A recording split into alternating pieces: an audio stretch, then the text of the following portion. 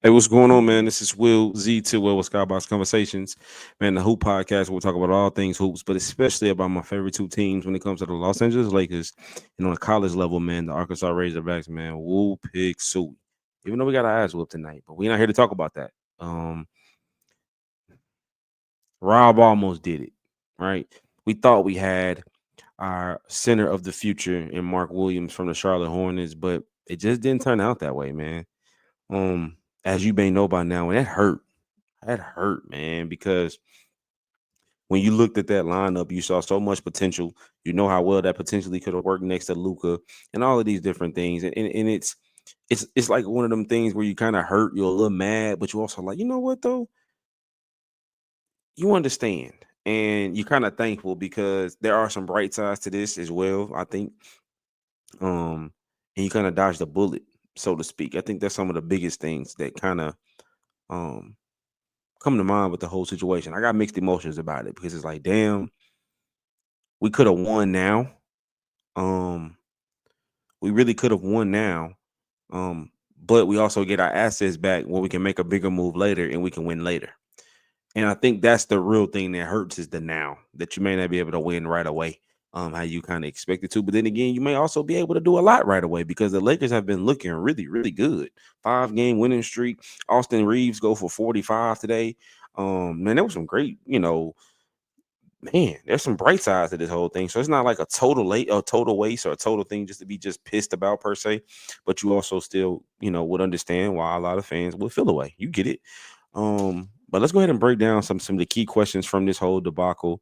Um, kind of give some input to it. Don't want to keep you guys too long on this, man. But just want to make sure, we discuss it, man, because the number one question becomes why exactly did the trade get denied? Um, the biggest thing I can compare it to, or the best way I can compare it is in layman terms, is when Mark Williams went in to do his mandatory physical before he could start play. It's just like going to a car lot and you're trying to find that new car. But then you realize um that it's a lemon. It looks good on the outside, but then when you start really testing it and putting it through stuff and trying things, and then you look at its history, it's Carfax. Remember that, like the Carfax commercial. You start looking at those things and you realize, oh, this has been through some things. This car is pretty beat up, right? It got some bad history, and it's kind of what realized with Mark. And the crazy thing is, they knew about the back issues. They knew about the other, bumps and bruises that he's had. But then they start to look deeper into him, especially after the physical, and probably was like, "Oh, you're worse off than we thought." Right? When you're talking about giving up our first round pick that we just got this previous year, then you talking about getting a 2031 pick, getting Cam Reddish, all of these different things. That's it was kind of a nice package for him. Um, but he just they don't see him being able to stay healthy for the long haul. And I think they've already kind of dealt with stuff like that, right? We dealt with that with AD for a while. Um, and when you talking about building for the future, I think that kind of taints that a little bit and puts that on a haul. And it's like, man, we got Luca here. The last thing we want to do is waste 2 or 3 years of his career, with a big that can't even stay healthy. I think it's so many different angles that they had to look at it from. But number one being we not getting up all these assets for a dude that is already not a question mark, but we taking a gamble already, even if he was healthy. But now he got all this additional stuff we didn't know about too. Let's pull out for this. Let's pull out. Let's pull out before we make a baby that we never intended to make, so to speak. And that's crazy. But it kind of leads you to this next question of did the Hornets just try to finesse the Lakers? Did because even though again I get it, it was a great trade package that they gave up, that the Lakers offered rather in order to get Mark Williams, but you also have to ask yourself, why would a team give up their starting center at 23 years old that just recently had like a 30-point double double, a 38-point game, had some great bright spots? Why would they give him up like that? Even for those assets. And I think it comes back down to um this whole thing about it's like, yeah, we would like to keep him, but for those assets, we can't turn them. We can't turn that down. And he already be banged up and beat up anyway, and has only paid a small percentage of his game since he's been in the league. You know what? Fuck it. We'll give him up. And that's kind of the energy out that I asked myself that from the get go, like, why they give him up so easily? Not easily again, because there was some great assets Rob had to give up, but you know, they gave up a young stud, so to speak. And now it kind of makes a little more sense that his medical history is not everything that they told us, and they tried to fleece us. I think they did. I think they tried to finesse us, and you can't finesse a finesser. Rob is the ultimate finesser. You know what I'm saying? He's shown that. And that's why I think these physicals are so, important. But it also sucks that now the trade deadline is gone and we just figuring this out too. That sucks. That hurts. And now it's kind of like, where do we go from here? What do we do next? Right? Where do the Lakers go from here in regards to their starting center situation? Who's available? Um, man, what the hell going on with Christian Wood? Where is he? We ain't heard shit about him since he got hurt. No updates, man. Man, we were thinking him and Vando was gonna be kind of right there together, and they ain't heard shit. It'd be great to have him. Maxi Kleber, he broken foot. That takes a while to heal. He's not gonna be back anytime soon. Jackson Hayes is just starting center. Uh, who you got coming behind him? Christian Coloco. Um, it's just like, and the crazy thing is, I think we can be very successful with Jackson Hayes as the starting center. I think we can win 50 plus games still. But the playoffs is a whole different monster because now teams are potentially playing you 7 times, and great coaching and great teams are going to say, we're going to hunt this dude. We're going to put him in every pick and roll. We're going to, whatever, Jackson Hayes' weaknesses are, they're going to play to those, and they're going to exploit those, and they're going to find a way to pick you apart.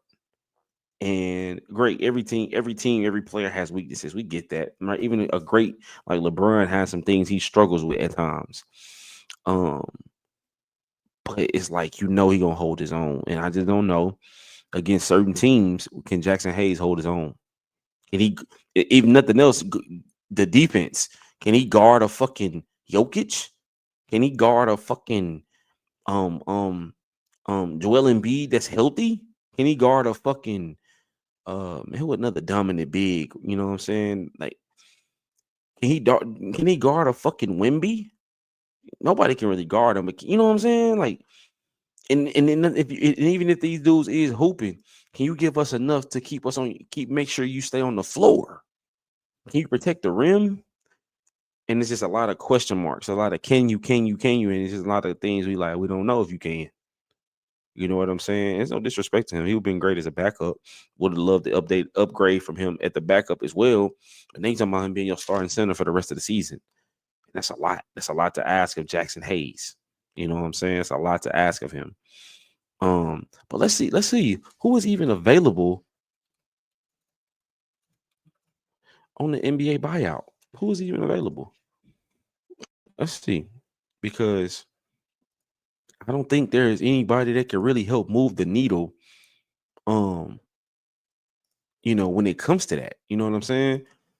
I can't think of anybody that I've been seeing that's like, yeah, he could help. All right, so who we got on the buyout market? Let's go. Hello, thank you. Yeah, Ben Simmons. He already going to the Clippers. Wouldn't have been too high on grabbing him anyway. Malcolm Brogdon, that's a guard. Bruce Brown, would love to have him, but I doubt that happens. Reggie Jackson, that's a guard. Lonnie Walker, that's a guard. Um, who else you got on here? Man, that can't be everybody on this damn list. It's way more people than that. Man, stop bullshit. There's way more people than that. But anyway, you get my point. I think that just epitomized everything I'm saying. There ain't much out there in the buyout market where you can go get a piece right now that says, shit, we still straight. Let's go win it all. Mark Williams was no nobody. Is nobody out there like that right now. That can do all the things I just said: protect the rim, be a vertical lob threat that can, at least hold his own in the pick and roll. Can't just be a fucking cone out there, you know what I'm saying? Because you already got Luka, you start lineup, and we know he's not the greatest defensive player. LeBron is 40 years old. Austin Reeves isn't the greatest defensive player, so you can't put another dude out there that's a fucking liability. You dig what I'm saying? When you start talking about, again, the Jokic's of the world, the Giannis's of the world, the ADs now of the world. Like, you talk about these other dudes on these other teams now. And I don't know. But I guess as of right now, where do we go from here? I think what I'm thinking Rob would probably end up doing is saying, you know what, we got Dalton back. We love Dalton. We got our asset back. We got our first round pick back. So let's hold on to that again. Let me hold it in my back pocket for a long time, like I did this time, and wait on the right move again. And that might be the summer. We might have to compete the best we can, see how far we go, see what our weaknesses are, see what we struggle with if we make it to a deep playoff push, which I hope we still can, regardless. And then let's see where we go from there. In my opinion, I think that's the next step, is just see how far we can go, see what we struggle with, address that in the summer, see what big names start splashing in the summer, and make your move then. Um, but that's the biggest thing. That's the biggest thing. Ah, ah. And it was this other tweet, man, that I saw earlier. Um, and it was big. It was big because it kind of makes you want to ask yourself, what does this mean for a guy like Mark Williams?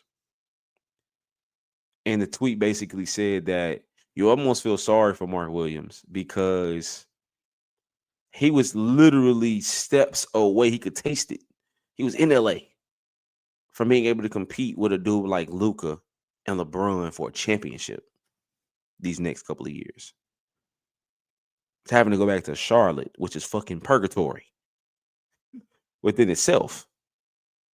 And now the whole NBA knows that he's more banged up than what was given, what people thought. He's more of a injury risk than people realized, and that's gonna scare a lot of people. Even when you talk about as he gets older, unless he can prove otherwise, with his play that he can actually stay healthy and be effective. Because I'm not gonna lie though, the Twitter is a funny place, and so it was talking about how in AD's last game as a Laker, he gave the Hornets 42, and guess who was guarding him? Mark Williams. And I will be honest, there were times in that fucking roasting session AD had where he had Mark Williams looking like a cone. He had Mark Williams looking like his back did hurt. You know what I'm saying? And you wonder, is that part of the reason why he maybe is such an up and down guy? We're not up and down where he's just sorry or anything. I think again he was going to be a great fit for us, and I think Luka and Bron and people like that were going to bring the best out of him. But he was getting his ass cooked though by AD. I ain't gonna lie, AD was busting his ass. Now AD is a one of a kind player, so we get that too. So you can't take that away. But at the same time, he looked like a cone for real. And so where does this mean for him? And I think obviously Charlotte came out with that little weak ass announcement saying that the other team wanted Mark bad. I thought you called Rob, or Rob probably just asked about it. I don't think Rob was pressing the way he trying to make it seem, but I don't know. Right. But now they're making it seem like they're gonna just welcome Mark back with open arms. He's gonna go right back to being a starter, which probably whoever been starting, I forgot the guy's name that's been started for Charlotte since the trade happened. He probably like, ain't this a bitch? Nigga Rich is gone. I thought Mark was going. I thought I was next. And now he got to take his ass right back to the bench. And so that's fucked up too. But again, I guess go right back to like nothing happened. Go back to Charlotte and keep on losing. And we get Dalton back, man. And hopefully we can build on this, man. But it's some downside to this because now we still got a 15-man roster. We lost the open roster spot that we had to make a play because we traded those two dudes, just gave us a roster spot. But now we don't have that anymore. We're very close to the second apron. It's a lot of things. I'm not gonna get into the nerd of it because that's not what the point of this show is. But that's what it means for Marcus. He's going back to Charlotte and going to continue to lose. And now you got to wonder, does that hurt him throughout the rest of his career, or at least the immediate part of his career? How do people look at him now? How do people judge him now? all because of this falling apart and the Hornets trying to finesse. That's the Hornets' fault. That's on the Horn. That's on Charlotte without a doubt. You know what I'm saying? Real quick question: Does this make you look at Rob any differently? Absolutely not, because it was a great move, and again, he kept his promise of setting up for the future. And I think this is why physicals again are so important because it reveals things like this. And I'm sure Rob told those guys to be very thorough, especially knowing that we gave up so much to get him, right? And I already know he got back problems, so make sure they're not worse than what they are, and they realize they are. So if anything, you have to respect Rob for not blowing the future on what could have been a lemon, could have been a busted move. You know what I'm saying? You gotta respect him for it and nothing else. But it does suck. But it's not Rob's fault. So the next question, the hard question, realistically, how far can the Lakers go now? I think again, the bright side of it all is that we get to keep our asset. We get to get Dalton Connect back, which is additional shooting. Um, Jackson may be our starting center for the rest of the year.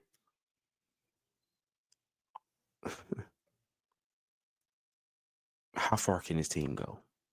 If Luca and LeBron and Austin can truly figure out the synergy on the ball, and those dudes, Luca and LeBron and Austin too, can truly make people around them better the way I'm envisioning it in my head. No doubt there'll be a few bumps in the road, but the way I'm envisioning it in my head, I can still go see them going to the Western Conference Finals, in my opinion. You know what I'm saying? Because I still can see them doing it. I still think that's possible because the West really wide open for real. You know what I'm saying? Even when you talk about dominant bigs in the West, there are only a few that I'm just really, like shit. It's only a few. You got Chet, he coming back off injury. You got Triple J in Memphis. You got another big in the West. You got Jokic, but his team boo boo. You know what I'm saying? Like you almost want Jokic to go for 50 and you just lock everything else up. You know what I'm saying? Um, you got Jokic, you got Triple J, you got Chet. Who else in the West? In the West. Big. That's done. You got Zubac. Zubac pretty dominant, in his own right. Different type of dominant, super solid. Um, I still think we can make it to the West though. Even with them teams, I think we still can beat them. You know what I'm saying? With the talent that we have and the roster that we got. So I can still see them going to the Western Conference Finals. Um, it might be hard, but I think it's possible. Houston, what they got Sengun, forgot about him. Um, shit. But again, I just think we got enough experience, enough talent to beat all of those teams. But a big would help. A big would like sure up some things for us. You know what I'm saying? But I think the possibility of still going to the Western Conference Finals is there. Um, and last but not least, I've said this throughout this whole episode of what's the bright side for the Lakers? What's the bright side of this whole thing? I think the brighter side and the way you have to look at it is that you got your first round pick back, you got Dalton back. Um, you get to keep that asset and try to make a bigger move here in the summer. You may have to do something on the buyout market if possible. I don't know if that's possible now because you filled your roster spot back up. Um, but if you can make some shake, then you try to do that. And Rob just have to go back to being the patient dude that he's being, um, and understand that this ain't his fault, which I think he knows. And we just have to figure out and see what it looks like. I think that's the bright side of this whole thing. But damn, what could have been? That lineup is the one of the biggest what could have beens ever of Luca, LeBron, Austin, Dorian Finney-Smith, and Mark Williams. That starting five would give niggas hell. No bullshit. And now we'll never know. God damn. I can't think of a better way to end it than that right there, man. Thank you so much for tuning in to another episode of Skybox Conversations. Man, a hoop pod where we talk about all things basketball, but damn sure about my Los Angeles Lakers and Arkansas Razorbacks on the college level because I am from that city and I'm from that state. And it's Woo Pig Suey forever, man. I love y'all. Peace.